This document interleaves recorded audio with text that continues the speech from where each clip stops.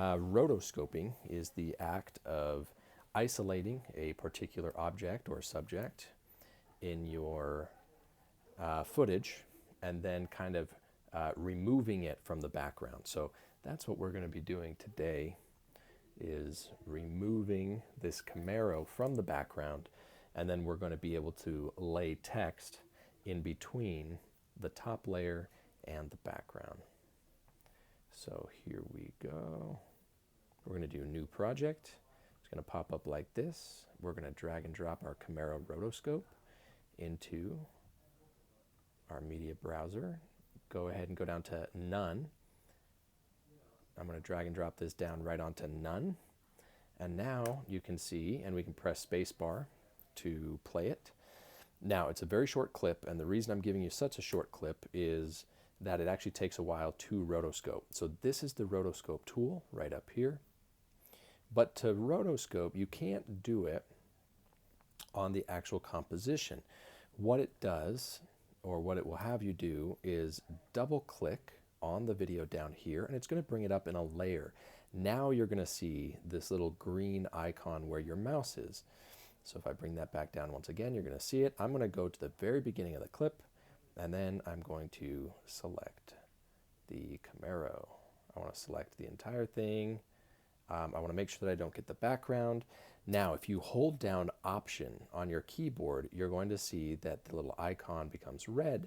The redness is going to allow you to get rid of stuff that maybe the computer thought that you wanted to select, but you really don't.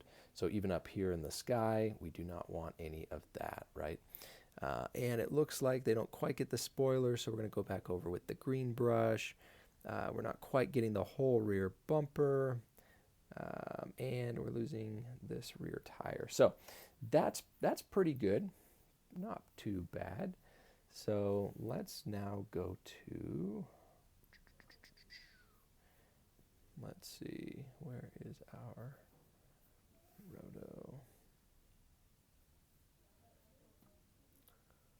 And basically what we want to do is we want to slowly play this forward. We can use the preview icon right here. So you can click on this one, the play stop, but it'll run through it full speed, and we don't really want that. So let's just click this guy right here, next frame. Okay. It looks like we've still got everything covered. Oh, there we go, finally updated. Okay, looks like we're still good. We might be losing a little bit of, oh, now see what we did. So again, it's going to be kind of a constant battle back and forth between some of this, but it did latch on pretty well to the Camaro. So now we'll click next frame, and it's still holding on pretty tight. Let's click Option on our keyboard to remove just a little bit there. Let's go next frame. Looks good. Next frame. Looks good. Next frame. Let's keep going.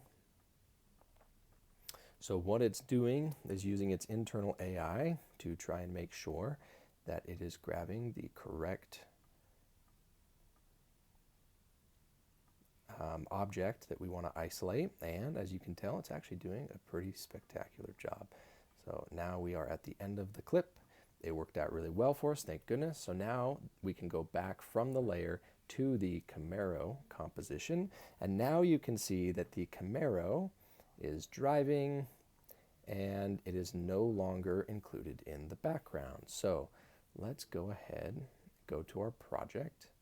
Let's grab the Camaro one more time. We're going to lay it down underneath. So now what we have is two layers. The top layer, if I make the bottom invisible, is just the Camaro. And the bottom layer is the entire image, right? So let's bring everything back. Now, if we put some text on there, and I would recommend you do text for your first one. Let's do Camaro. And we can scroll down, go much bigger here. Now we could do all kinds of stuff to this. We could even motion track it to a tree or a part of the road, and then Camaro would just whoosh, it would just go right by behind the Camaro. But let's go Let's adjust our position if it will let us. Not sure what's going on here. Here, let's just grab the arrow tool up here. Let's grab Camaro, and now you can see that we can completely hide it behind the Camaro, and we could keyframe animate it just like we've done in Video Production 1, or again, we could have it kind of slide behind the Camaro. So let's go ahead and do that. So we're going to go to Transform. We're going to do Position, and we're just going to manually do this real quick. So Position, we've got Position 1 there. Now, we kind of want it to stick around the edge of this tree right here. So there's the edge of the tree. And let's go back to our position, and let's bring it all the way over. Okay, not bad. So now, if we bring this back, we're going to see Camaro going by, right? Pretty cool. Now let's go to the very end. Now we have it again, kind of the O at the edge of this tree here. So let's keep going and reposition. So now we need to watch the edge of the C here. It's sort of by this little guy right here on that tree. So let's drag this over, and we're going to go to where that part where we were just looking at is kind of up against the edge of the frame, and then we can bring it all the way off. So now let's see what we've got. If we play it, Camaro's going to go by. Now, there's no motion blur on that Camaro, so it doesn't look quite right. Let's go to Effects and Presets. Let's add some, if we just type in blur, we can get directional blur. We're going to drag and drop it onto the text. Let's bring it over so that we can kind of see it. Okay. Now let's go to Effects, Directional Blur, and let's go Blur Length. Now, it is blurring up and down. That's not what we want. We need to go to Direction and go 90-degree direction. Now we have something that looks a little bit more polished, right? Boom. Okay. Now, to export, well, first of all, I'd recommend that you save this. So first, go up to File, Save, or click Command S. This is Camaro Project.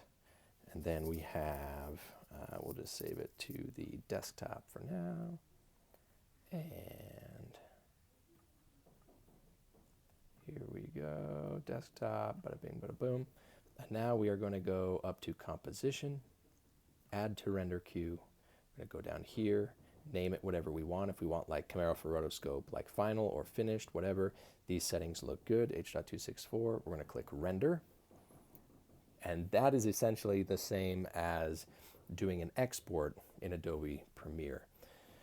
So it's going to render out our whole video here from our composition up here, and then it will save it to the desktop since that's where we sent it, and then you can take that file, upload it to the upload portion of Canvas for the rotoscoping project, and you are good to go.